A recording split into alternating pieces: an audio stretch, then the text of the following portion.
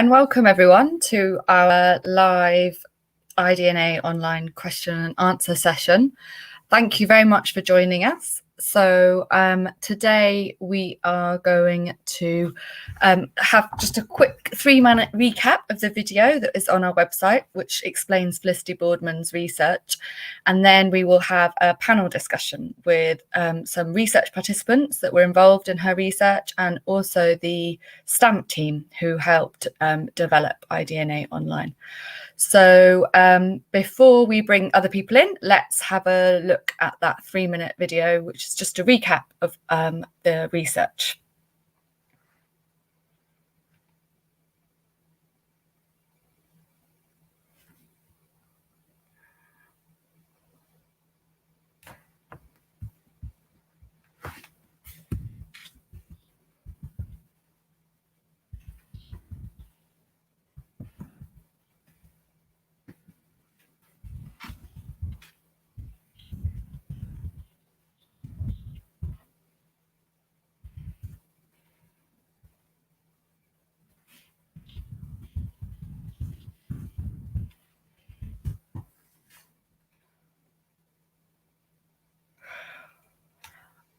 Hi, okay, sorry if the sound was a bit unsure then. So what I'll do now is, first of all, I want to introduce Felicity Boardman, who is a professor of social science here at Warwick Medical School, who was the main person behind the Imagining Futures research study.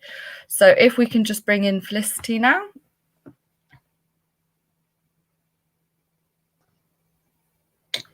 Hello. Hi, Felicity.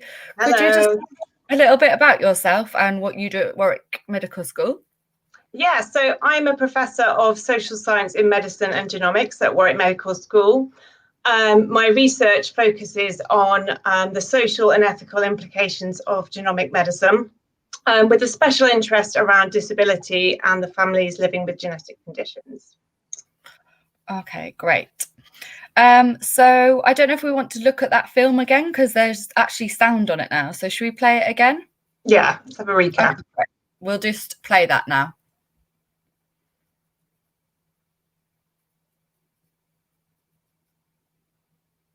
This project was really based on the notion that the people who live with the conditions that genomic medicine could prevent are themselves best positioned to comment on the ethics of that prevention. So to conduct this study, I used mixed methods research techniques. This means that I combined qualitative in-depth interviews with quantitative surveys, and they were done with people living with some of the most common genetic conditions affecting the UK population.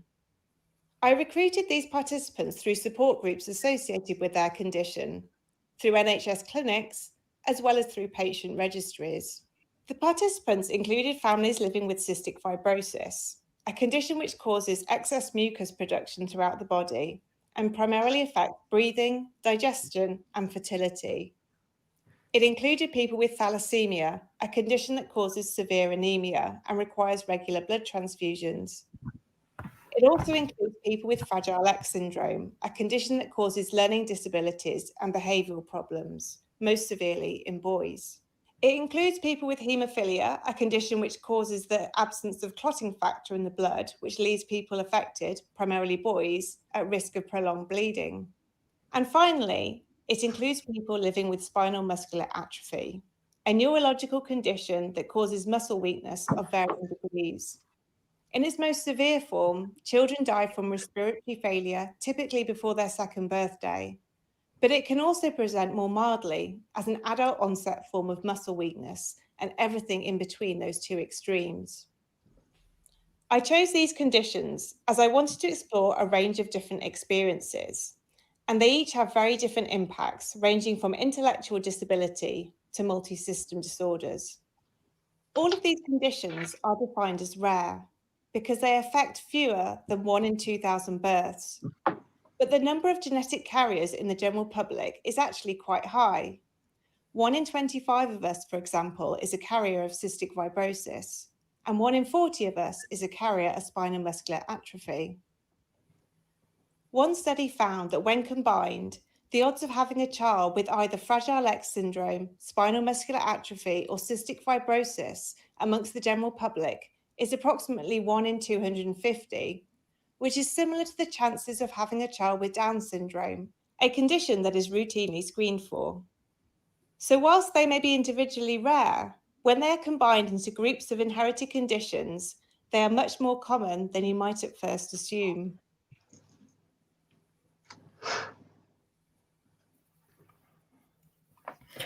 So we've just had that video now. And I just want to say to the audience that they are free to type in their questions in the chat. And those questions can be anonymous, so you don't have to put your name in or anything. And we will come to answering those questions as the talk happens. Okay, so Felicity, what made you want to undertake this research project? Well, a host of things, really. I think I should probably say from the start that I have a genetic condition myself. So I'm a disabled person myself. And I suppose, like many of us, there's a biographical link to the research that I conducted. But from an academic point of view, I've had quite a long-standing interest in lived experience and the role of lived experience is in the sorts of significant life decisions that people make.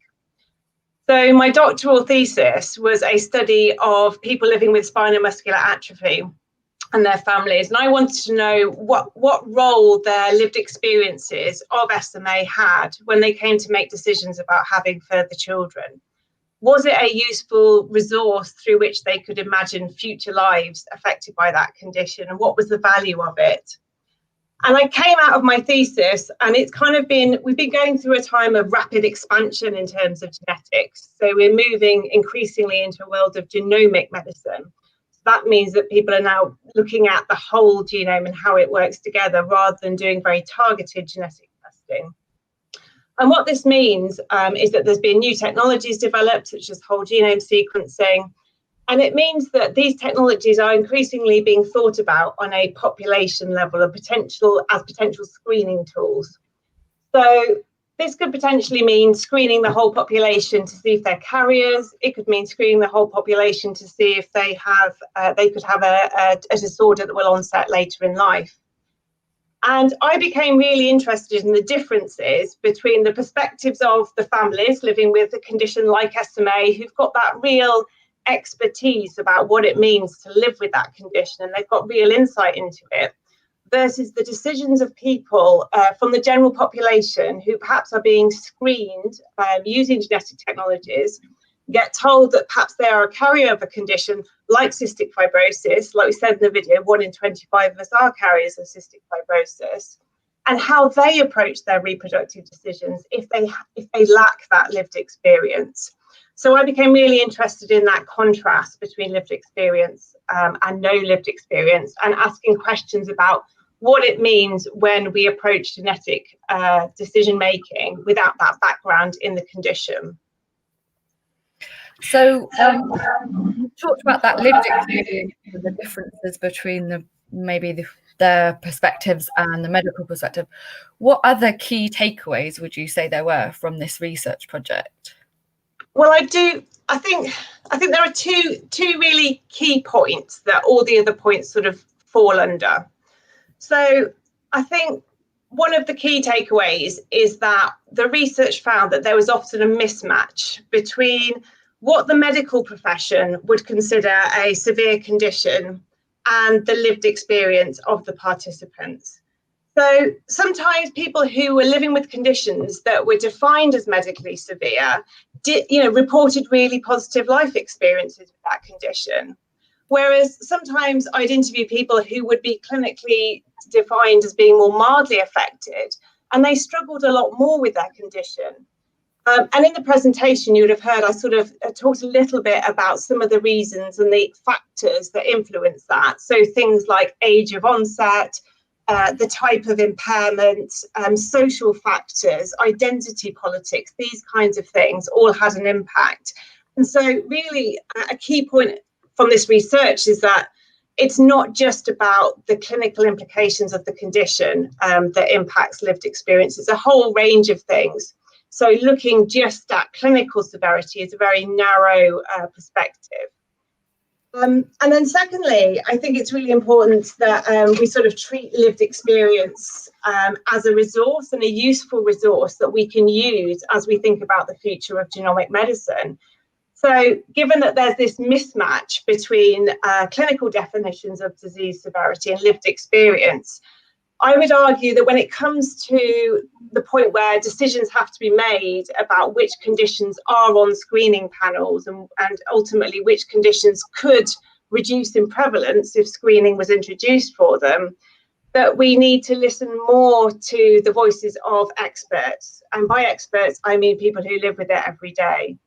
I think lived experience is a tricky thing to implement. So it's a highly complex resource, and it came out of the study, it really emerged as something that's highly complex because it's continually changing and shifting. And I saw that in the accounts of the participants.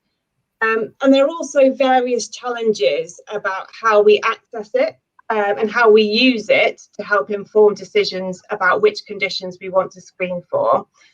But I think it's really important that we value it as a resource, because if genetic conditions do decrease in prevalence, it could become an increasingly scarce resource. So I think it's the research was really highlighting the different perceptions of disease severity, but also highlighting how important it is to value the lived experiences of families who live with genetic conditions.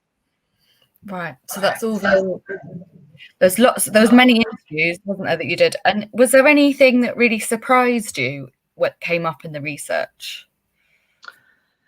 I perhaps shouldn't have been surprised by it, but I think I was surprised just by the power and the significance of social stigma, and how actually disabling social stigma in itself could be.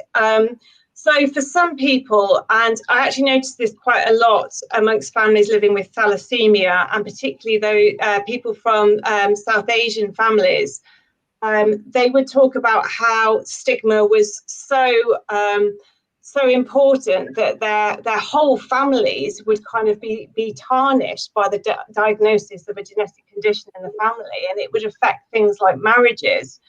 And they also sort of mentioned things like like going for jobs and the effect that it had on employability. So I think the effects of stigma really came out in the interviews, and I was surprised at the extent of it, because it often came across that the stigma of the condition could sometimes be as disabling as the condition itself. And I think that was a really sort of important point that came out of the research. But secondly, I think I was surprised that, I suppose, suffering, this idea of suffering, wasn't always perhaps where you'd expect to find it. And this is what I mean when I say that sometimes people with clinically milder presentations, particularly those who had conditions that were quite changeable, or who had conditions that deteriorated quite gradually, that these were the people who sometimes struggled the most. And so there was something about the process of deterioration itself, rather than almost like the resultant level of disability, almost more than the point that they ended up at, that dictated how they experienced it. And, it was quite obvious that many of the people who had been born with their condition and had lived with it all their lives were much more likely to identify positively with their condition, and were more likely to see it as who they were than the people who had them later onset or had conditions that were highly changeable. So I suppose I was it was quite illuminating to me to explore those implications for identity, and as well to think about the role of and importance of social stigma as well. Okay, great. I think that's a good point to bring in some research participants who are joining us today, who have very kindly agreed to give up their time. So we have Rich joining us, who has hemophilia A, and we are hoping to have Tammy join us, who actually has cystic fibrosis. I'm not sure if Tammy can hear us, but maybe you could introduce yourself, Tammy, and just say a little something about yourself, if you can hear us okay.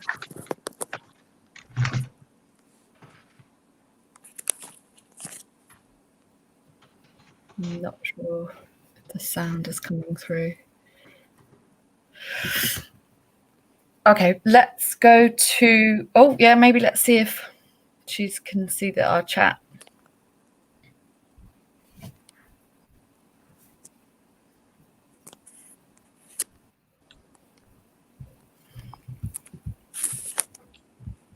No, let's come back to Tammy. So, Rich, could you please introduce yourself and let us know, about your condition? Yeah, so I'm Rich. I'm 31 and I have severe hemophilia A. So I was diagnosed with it as a very young child. I don't really recall. But I have no family history of haemophilia, and it's a genetic condition that often is kind of imagined as an inherited condition, and that there will be a kind of strong family history. And that's not something that was present. The original version, original mutation. So my experiences of haemophilia have been kind of very, very different to a lot of people within the community. Okay, thank you. So one of the questions that we had asked on our form beforehand was that someone said they were quite surprised at how positive the parents and the individuals, how positively they had adjusted to having that condition. Can you just say something about that, and maybe about how haemophilia A affects your everyday life, maybe? Sure. So, I mean, I guess in terms of being adjusted to it, I really don't know. I don't know anything different. I've always had haemophilia. It's kind of a core part of who I am. I don't kind of identify as that as a kind of forefront to my identity. But at the same time, I don't know what it'd be like to live with haemophilia. People will often ask you, what is it like to have haemophilia? And I honestly don't really feel qualified to answer, because I don't know what it's like to not have haemophilia. It's kind of a core part of how I experience the world and relationships and everything social is always going to be part of that embodied experience as someone with haemophilia. But in general, I mean, haemophilia is as Felicity's presentation introduced, it's about blood not being able to clot, missing a kind of crucial protein. So for haemophilia A, it's a factor called factor 8. It's often kind of characterized as a kind of chain of dominoes. If you take one out, then the kind of clotting cascade kind of falls apart and doesn't work. But often when people kind of imagine haemophilia, they think about external bleeding, you're cutting yourself and kind of not being able to stop bleeding, or bleeding in vast quantities. Whereas for most people, or, in my experience anyway, it tends to be the internal bleeding that is more of a problem. And kind of spontaneous bleeding in joints caused by absolutely nothing. So it's a very invisible condition, which makes it very easy to kind of blend into society at large, if you like. But when it does kind of rear its head, it's very different to the imagination that people have, and particularly the histories of haemophilia are very different to the kind of contemporary modern day experiences of having haemophilia. Okay, thank you.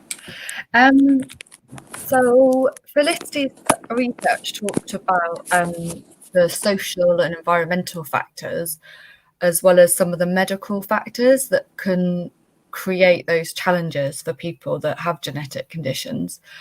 How important would you say social factors are to the attitudes and maybe of society more in general? And how would you say they impacted you? Yeah, I mean, it's interesting because, as I was saying, it's quite an invisible condition. So unless I choose to reveal that I have haemophilia, or haemophilia reveals itself, then most people are kind of unaware that I have it. So, but certainly the kind of impacts on my life have almost always been at that kind of social level. So, my parents struggled to find a school that would, accept me and take me on. I wasn't allowed to do PE and sports as a kid in school, and that kind of social othering was more of a kind of challenge and brought more problems than actually the kind of medicalized condition did itself. So, I mean, definitely. And, I joke with friends with haemophilia that actually the kind of admin of haemophilia, the kind of organizing kind of logistics and supplies of treatment takes up far much more of my time than actually the kind of bleeding events, because the medication is kind of stabilizes that so well these days that actually just kind of traveling to attend clinic appointments, working with medical supply companies to organize the logistics, all of that has more of an impact on my everyday life than the kind of, I guess, clinical imagination of haemophilia.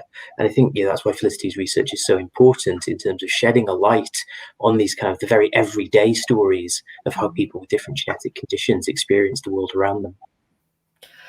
And in terms of the logistics, you said, is that all left up to you and you are responsible for doing that? And is that because there isn't the services there, or is it because, why is that just that it's your personal responsibility? So I think it's third-party contracting via the NHS and lack of a kind of neoliberal health economy, really, that kind of results in no one really taking any responsibility, and organisations saying they're going to take responsibility, but ultimately falling onto the patient to do that. And we see that so much with people with rare genetic conditions and medical conditions generally, patients being activated and engaged to do more and more and be responsible for more and more of their care on an everyday basis. Mm-hmm. And also, how important do you think it is for the views of people with genetic conditions and their input into the future of genomic medicine? So, how important do you think it is for us to take into account people's experiences and how much that should determine future genomic medicine? I mean, obviously I'm kind of biased here, but I would obviously say massively. I think that lived experience is so crucial if you want to kind of understand what it is like to have any of these kind of conditions, and especially understand what it means today rather than a kind of dated understanding of it. And I think with haemophilia, we still see it in the kind of haemophilia community today. I was speaking to someone whose son had been diagnosed recently, and the kind of stories they were told about the condition from the clinicians were so far removed from my everyday realities.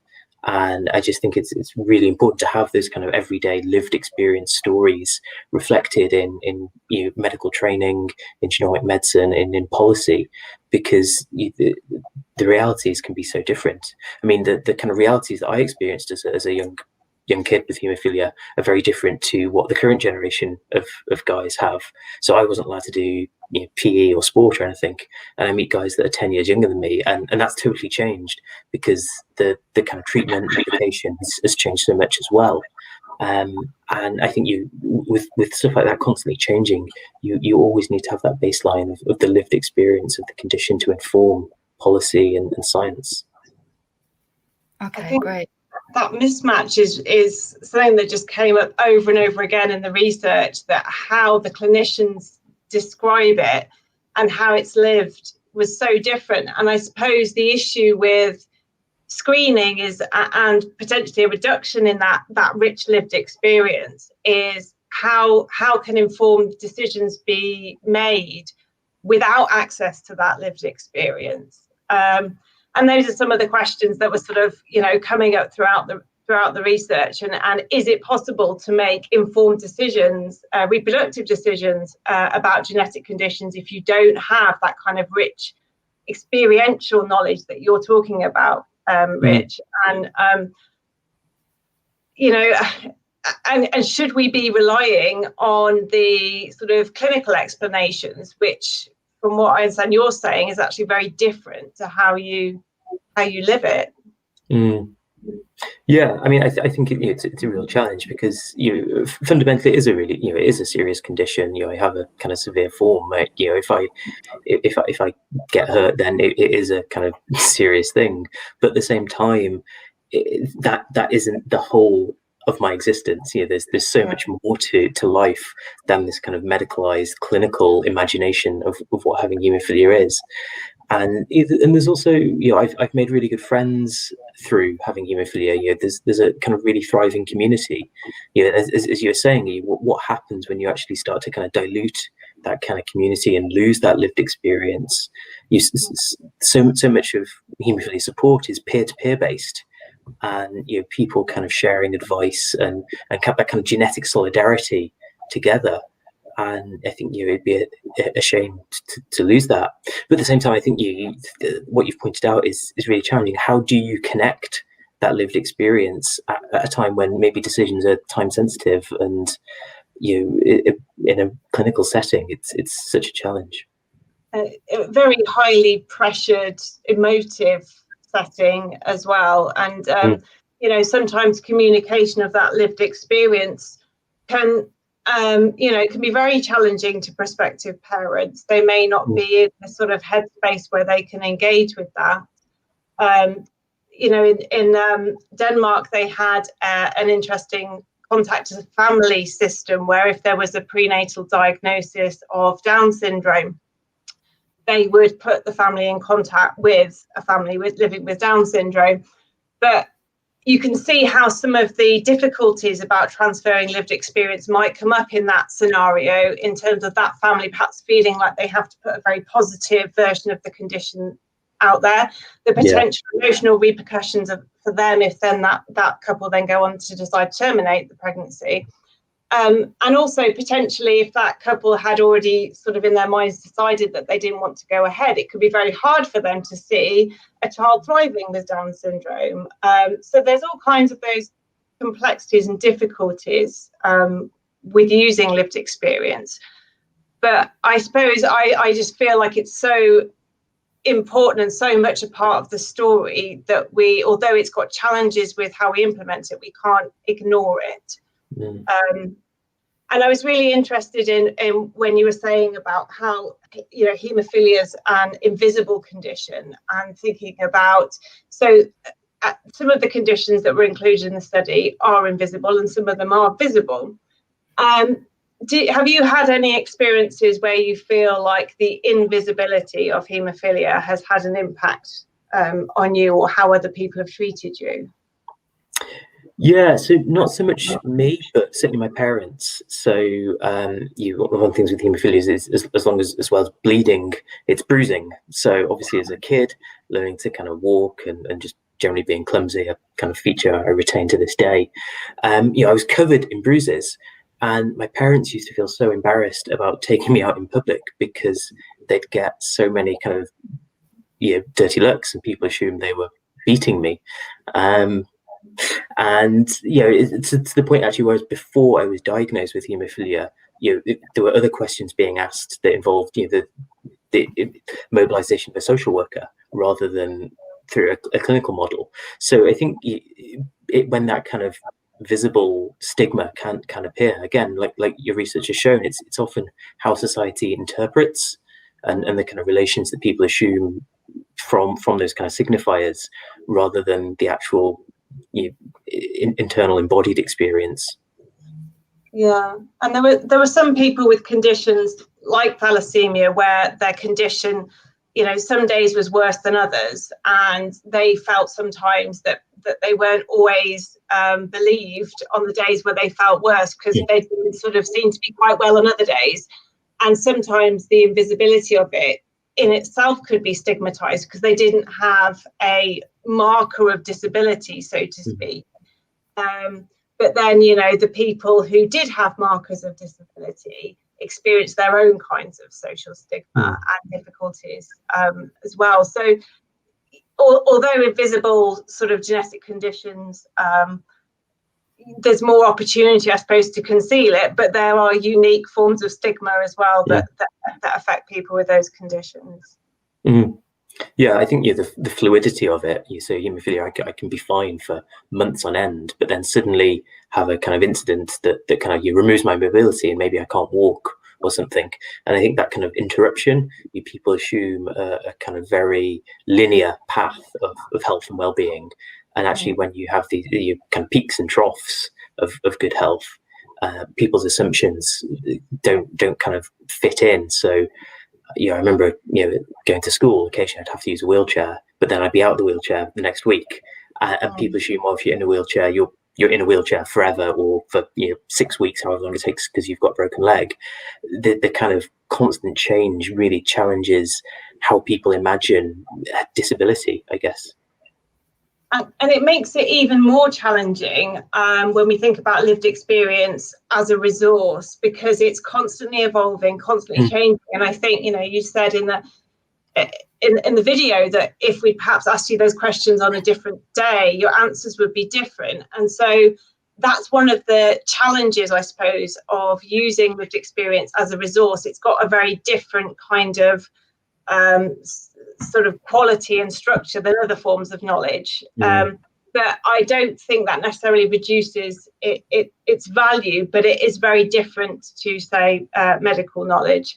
And it's unstable in that way, because you can sort of live very well with a condition for years, and perhaps you experience aging with it, and your view of it changes. And that's something I found as well, that people would say, the first 20, 30 years of my life, I was managing very well. And then as I was getting older, things started to get harder. And then my view of the condition changed, or something happened, like they had a severe chest infection that made them sort of revisit how they saw the condition. And it really changed their experiential knowledge. I mean, I think the other thing is how much expertise people end up cultivating from the kind of scientific and medical understanding of the condition. And you can end up being kind of framed as this expert patient that can, in some ways, open doors, but in other ways lead to you being phased out of certain things that clinicians are worried that you know too much to be able to inform research, or to set priorities, that you've acquired too much expertise. And therefore you've kind of removed yourself from being that kind of normal everyday patient, and just this real challenge with understanding what expertise is, what it constitutes. Yeah. Thank you. It's difficult because there's just so many different severities and varieties, isn't there? Like it's kind of difficult to just use people's experiences, like when we said they change over time, and then also there's so many different people that will have different levels of the disease or condition to live with. So it's interesting. I think we can go on to talk a little bit about IDNA now. So IDNA is an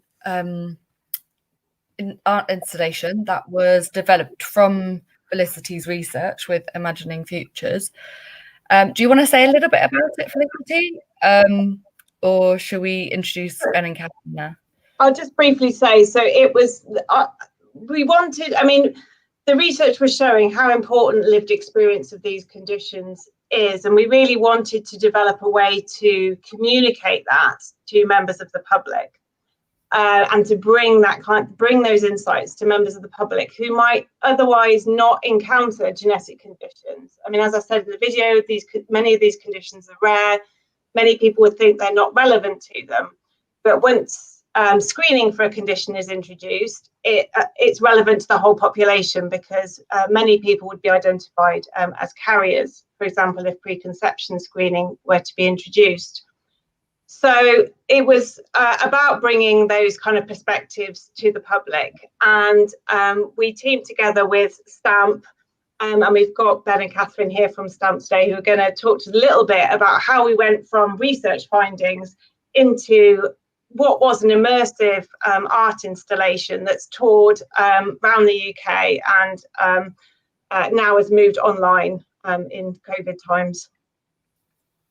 So I'll just introduce Ben and Catherine. So Ben is the managing director of STAMP and Catherine is the creative director.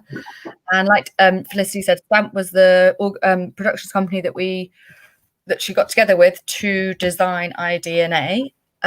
So I think we've got some pictures which will just show up now of IDNA.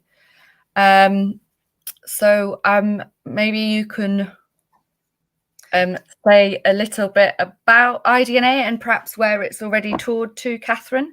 Yeah, okay. So with IDNA, we wanted to take the audience, if you like, on a kind of journey into the world of genetically inherited conditions. Now, how do you do that? It's a huge topic, and Felicity's research is absolutely fascinating, but there was quite a lot of it. So we read a lot of anonymized interviews with families of those affected by these 5 main conditions that Felicity mentioned earlier. So our task, our challenge, was to try and take this research and create something accessible, thought-provoking, that would somehow share people's experiences without telling, viewers what they should or shouldn't think. So our colleague Claudette Bryanston actually came up with the idea of a sort of journey through, if you like, a situation that was almost something a bit like an airport lounge, shall we say. And what you're seeing now is an image of just part of the installation, and it's actually a sort of denaturing DNA helix, which is known as the twisted ladder, which was made out of aluminium. And you can probably sort of see some sense that this is the kind of DNA structure. And the bags, the coloured bags hanging from it, could represent the nucleotides on the DNA, for those of you who are scientists, or it could represent the kind of genetic baggage, if you like, that we all carry with us. And our challenge was to actually construct that sculpture and exhibit it in various locations. And this was the setting for the British Science Festival. This was when we went to Coventry Cathedral, and all these different locations gave the installation a different perspective and a different feel and a different look. And the audiences were allowed to walk around and interact with that.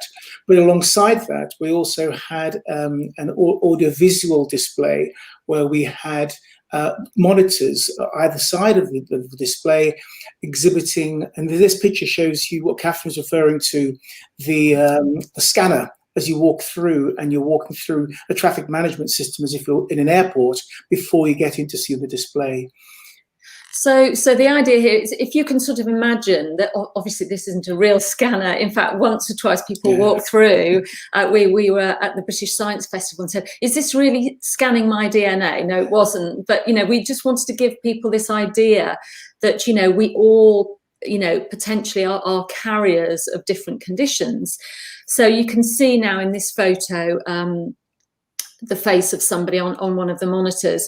So for the kind of digital element of this, and Ben and I both have this sort of digital background, we looked at all of these interviews with so many different people, and we kind of pulled out a variety of excerpts from the interviews to try and give a really good reflection of the different experiences of people, as has been discussed already by Felicity and Rich. Nobody's experience was the same as anybody else's. And we actually decided to take verbatim extracts. Some of them were spoken by actors, but we also commissioned 2 groups of choirs and musicians to create a soundscape as well, because we thought that would be a really interesting way of expressing these experiences.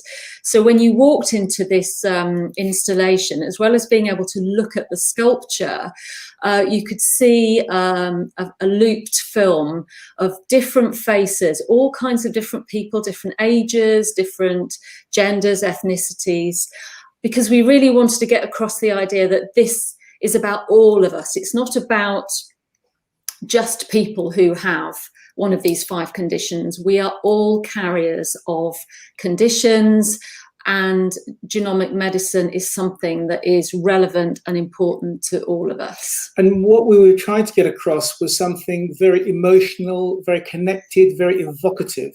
And that sense of listening and looking at faces. They were abstract faces, as Catherine said. They covered, you know, all ages and races and genders. But the words were poignant. The words were excerpts from the research. And when you're looking at that and actually looking at this sort of denatured helix, it makes you really consider and reflect and think on the actual research findings. Mm. And I've curated a few times at the places that the installation has gone. And I think what you were saying about listening and hearing, and also encouraging the audience and the viewer to walk through the installation, really does create more of a kind of visceral and emotive reaction to it. One of the questions we've had on the webpage is, what was one of the biggest challenges of putting this installation together? Getting it through doors that were too small. Yeah. It's interesting. I think the first challenge was really trying to accurately reflect Felicity's research and to remain true to that. That was really important. And also to make sure that we weren't kind of putting any of our feelings or opinions into this piece. It was really reflecting what people had said. That was the first thing. I think the byword for me on all of this was authenticity, and to make sure that we were authentic, not just to Felicity's research, but also to the conditions and the people who were visiting it, possibly with a condition, that they didn't feel alienated or that it wasn't something for them. I don't know whether that challenged what other people would feel. Mm-hmm. And through the work that you've done on this, has it changed any of your personal reactions to genetic conditions, or challenged any assumptions that you might have had before doing this work? Well, I have to say, personally, I realised how little I knew until I met Felicity, actually. And it was we're very much a collaborative company. So Ben and I are just part of STAMP. So our co-directors are Gillian Hunt and Claudette Bryanston, who aren't with us here today. But we're the 4 directors, and we work with a lot of different people, you know, actors, theatre makers, designers, and so on.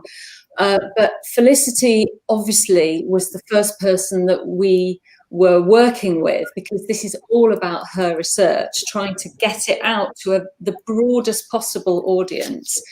And I think one of the first times that I met Felicity, I think we kind of asked her to do, if you like, a kind of lecture about her research, because it was so important that we understood what it was all about.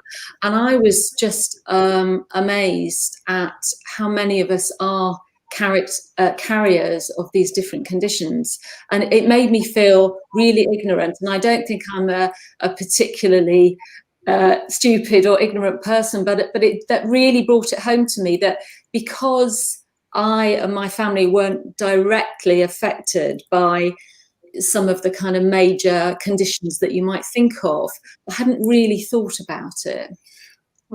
For me, I think all the people we interviewed, all the contributors were brilliant, and they made some really interesting and amazing comments.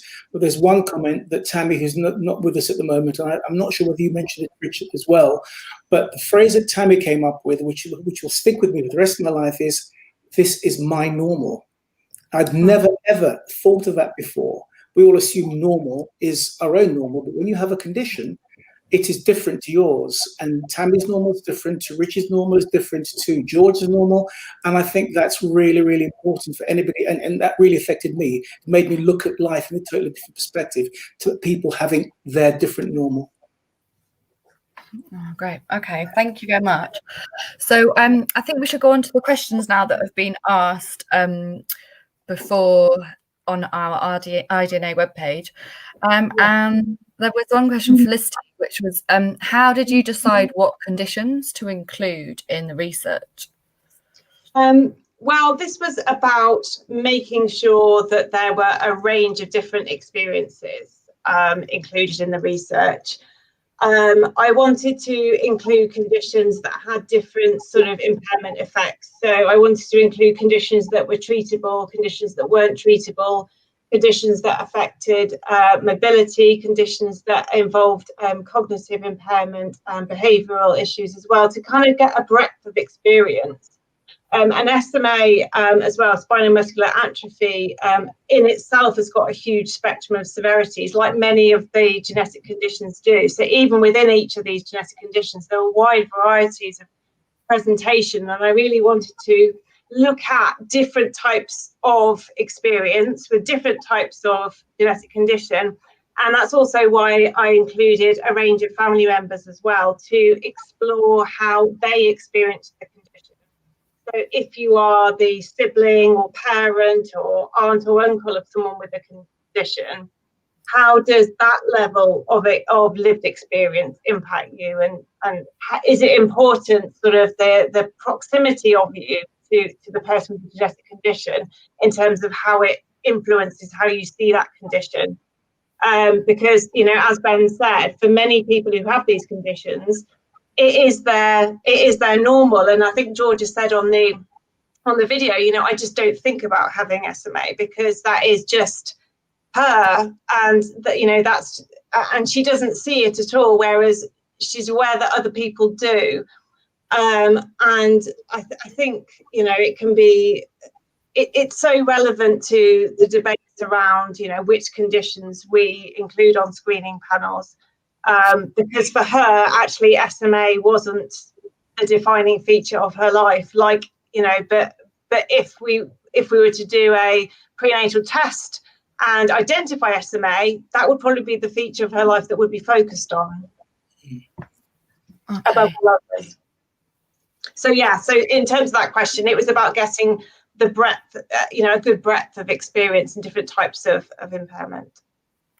So sort of related to that breadth of experience, another question we've had is asking, or well, sort of commenting that there's a lot of different voices in this debate. So you've got, like we spoke about before, the clinical experts, you've got the geneticists, you've got the people which actually have the condition, and social scientists like yourself. But people have been asking about what perspective should take priority out of all of those different groups and voices in the debate. And that's for everyone to think about and answer.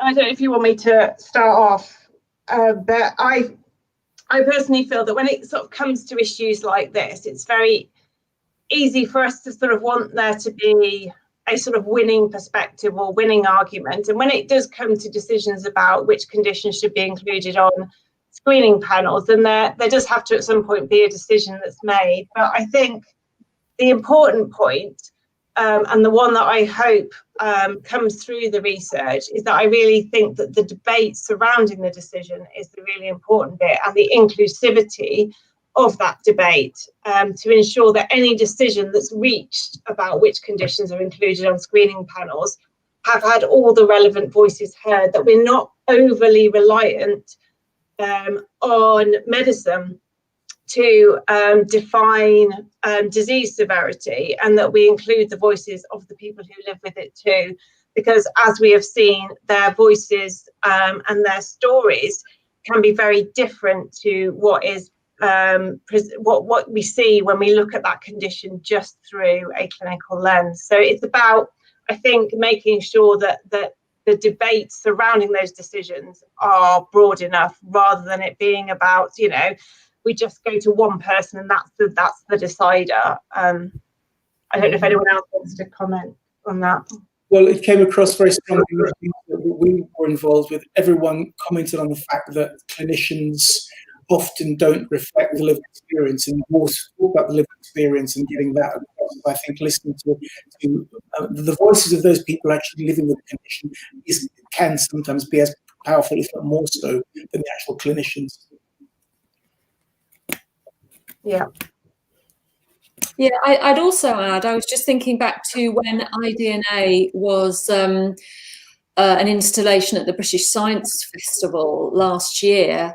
And there were quite a few people there with genetically inherited conditions who come specially to see it, who were really, really keen to talk.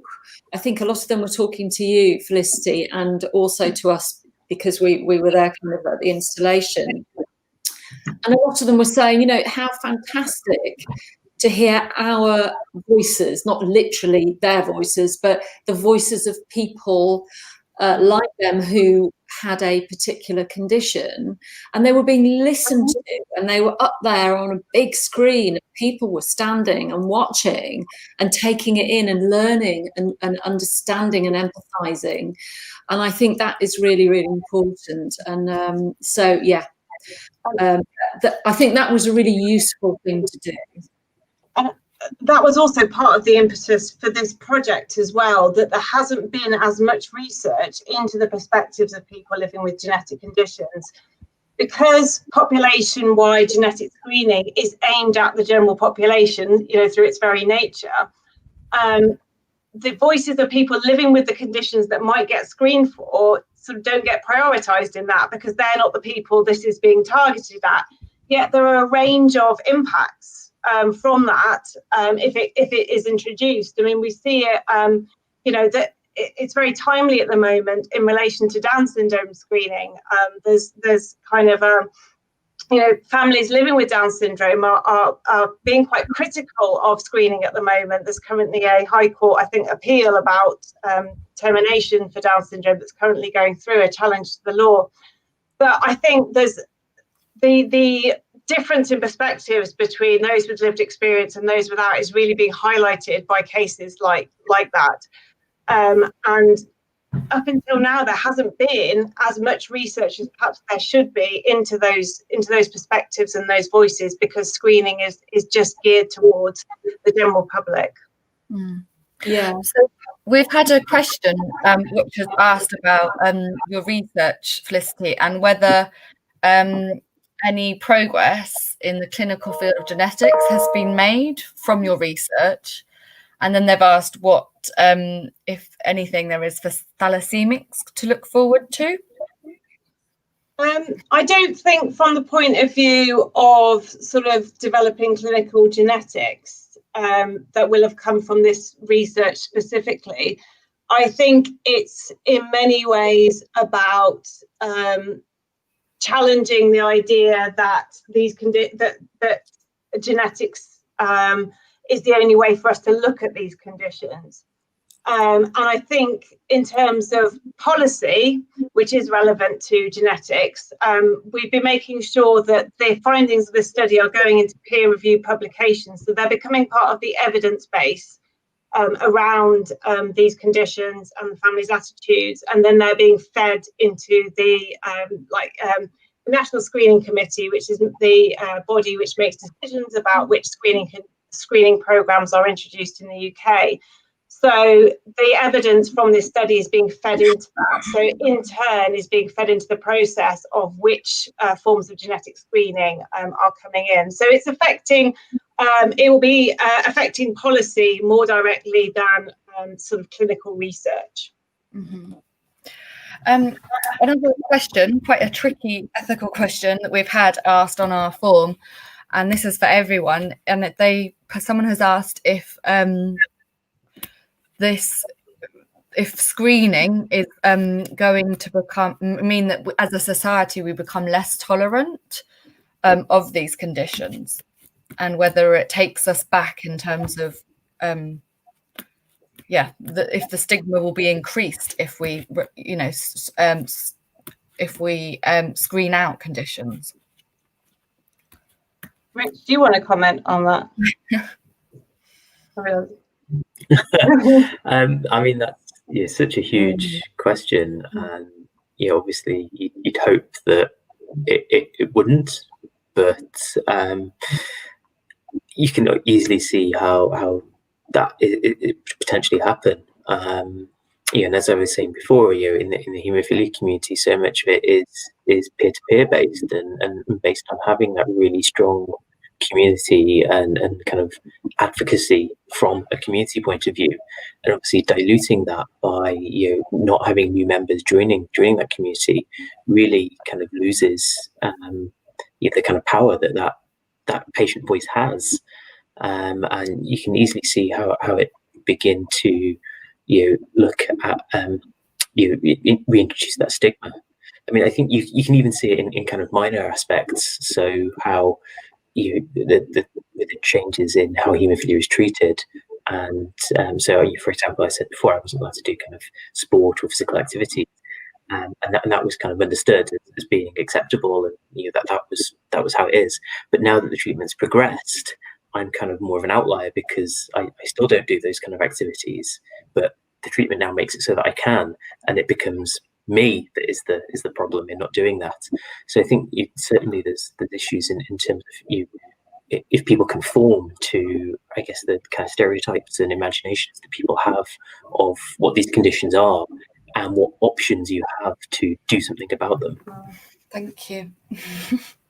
I just want to get another question before we have to finish, and this is one that could probably be answered a little bit more quickly and less ethical challenging as the last one, and it's about whether this medical research is being shared with the families of people with these conditions. Felicity. Oh yeah, absolutely. First and foremost, we're shared with the families. So I've done that through workshops with support organisations. I've written reports that are available online, and I've done sort of conference presentations as well. And as I said as well, it's being written up into peer-reviewed publications, which are going to form, part of the evidence base around the views of these families, which can in turn be fed into policy-making decisions. So absolutely being fed back. And for some of the support organisations, it's helped give them an insight into what their members are thinking about genetic screening, where they sit on some of these issues, because they are, trying to represent the views of their members. And, there just hasn't been any research on what they think about it. So it's been quite useful for them as well to get that insight and know how to support as well. And from a digital perspective, everything that we've created with IDNA is out there in the public domain, and it is accessible and there to broaden sort of knowledge and understanding. Yeah, and hopefully the more people talk about this, the more we can have kind of educate people, sort of share ideas, and get people talking about it, really. Great, thank you. Is there any last comments that anyone wants to make, or any last thoughts they want to put in? Other than it's been a hugely enjoyable experience, and having been in sort of media for more decades than I care to confess, I'm still learning all the time. And this is one project where I learned a huge amount about a whole range of things I had no idea existed. So it's been really useful. Mm. It's been a real privilege, actually, for us and the whole STAMP team to work with Felicity and Rosanna and the wider team, and also to interview people like Rich and Tammy and Amir and all the people that we were able to meet or interview. It's been a huge privilege. So, thank you for that. Great. So I just want to say that this has been recorded, this talk, and people can get any more information and access all of what we've been talking about and all those videos and stuff on our website, which is warwick.ac.uk/IDNA online. So please go there, and you can give us any feedback of the talk, and also if any questions weren't answered that you really want to ask us, then please do put it up there on the form, and we will try and get back to you. So thanks very much, everyone, for joining us today, and thank you especially for Rich coming up and talking with us today, and everyone else. So thanks a lot. Thank you. Bye. Thank you. Bye-bye. Bye. Thanks. Bye.